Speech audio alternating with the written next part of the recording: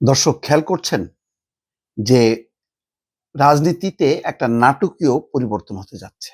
সেই পরিবর্তনটার আগে আমি আপনাদেরকে একটা ছোট ভিডিও দেখাই। বিরোধিতা করতেছে একটা নির্বাচিত ছাত্র সংসদের নেতারা বলতেছেন যে এই জায়গাগুলো এই সাংস্কৃতিক প্রতিষ্ঠানগুলোকে নির্মূল করে দিতে হবে, অবশ্যই তাদের বিরুদ্ধে ব্যবস্থা নিতে হবে। এটা ফৌজদারি অপরাধের জায়গায় চলে গিয়েছে এবং এটা থামাতে হবে সরকারকে। আমাদেরই এই গণ অভ্যুত্থানে ছিল, তারাই আবার বিরোধিতা করতেছে একটা নির্বাচিত ছাত্র সংসদের নেতারা বলতেছেন যে দর্শক, আমার ধারণা যে নাহিদ ইসলামের ঘুম ভেঙেছে। নাহিদ ইসলামের ঘুম ভেঙেছে। খেয়াল করেন, আজকে ডেইলি স্টার এবং প্রথম আলোর এই ঘটনার মধ্য দিয়ে তারা শাহবাগে ছিল। যখন হাদির মৃত্যুর খবর এলো, তারাও কিন্তু শাহবাগে দলে বলে গেল। কিন্তু সেখানে যাবার কিছুক্ষণ পর তারা টের পেল যে ঘটনাটা তো এক পক্ষ অন্যদিকে নিয়ে যাচ্ছে। কারা সেই পক্ষ? এটা আর কেউ না হোক, অন্তত নাহিদ ইসলামের বক্তব্য পরিষ্কার। দর্শক, আরেকটু খোলাসা করি বিষয়টা। দেখেন, আজকে নাহিদ ইসলাম যে বক্তব্য রাখছে তার আগের বক্তব্যগুলো খেয়াল করেন। শাহবাগে দাঁড়িয়ে কি বলেছে? যে হাদির খুনিরা গ্রেপ্তার না হওয়া পর্যন্ত ভারতের সাথে সম্পর্ক বন্ধ। হাসনাত আব্দুল্লাহ মারাত্মকভাবে কথা বলছে যে 7 স্টার এটা ভেঙে দিতে হবে। আরো অনেক রকম মানে খুবই আবেগধর্মী কথাবার্তা বলেছে। আমি এটা বলবো না যে এটা পরিকল্পিতভাবে তারা বলেছে। কেন বলবো না সেটাও একটা ব্যাখ্যা দেই। কারণ শাহবাগে যখন নাকি সমাবেশ তো হলো, সবাই হাদির মৃত্যুর খবরে দৌড়ে গেল, কারণ তারাই তো একসাথে আন্দোলন করেছে, সরকার পতন ঘটিয়েছে।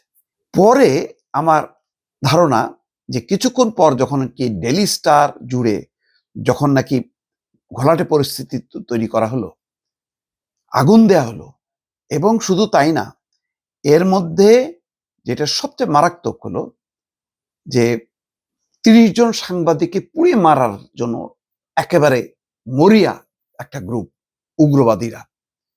তাদের চেহারা, মেকআপ, গেট আপ অনেকের কাছেই পরিচিত। কারা তারা? তাদের শক্তির উৎসকে, তাদের আশ্রয়দাতাকে, প্রশ্রয়দাতাকে, এটাও কিন্তু আস্তে আস্তে প্রকাশিত হয়ে গেল। যখন নাকি নাহিদ ইসলাম, এনসিপির অন্যান্য নেতারা বুঝতে পারলো, তারা কিন্তু সরে আসলো। তারা সেখানে সংহতি জানাতে গেল, অর্থাৎ এই বাঁচাতে গেল। যেমন নুরুল কবির অপদস্থ হলো, তেমনি কিন্তু তারাও কিন্তু ধাক্কা ধুক্কা খাইলো।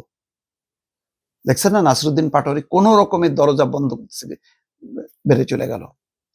অপদস্থ হইতে আরেকটু বাকি ছিল। এরপরেই কিন্তু এনসিপি ঘুরে গেল। তারা পরের দিন থেকে কর্মসূচি স্থগিত করলো, সেখানে আর গেল না।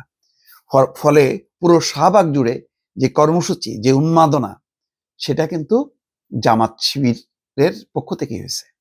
আর সেই উন্মাদনায় বিএনপি যায়নি, এনসিপি যায়নি।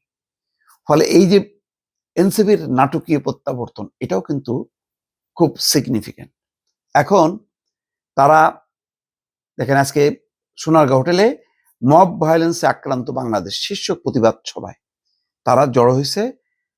এটা সম্পাদক পরিষদ এবং সংবাদপত্র মালিকদের সংগঠন নোয়াব যৌথভাবে, সেখানে বিভিন্ন রাজনৈতিক দল, পেশাজীবী সংগঠন, বিভিন্ন শ্রেণী পেশার মানুষ সেখানে জড়ো হয়েছে এবং সভা শেষে হোটেলের সামনে তারা মানববন্ধন কর্মসূচিও পালন করে।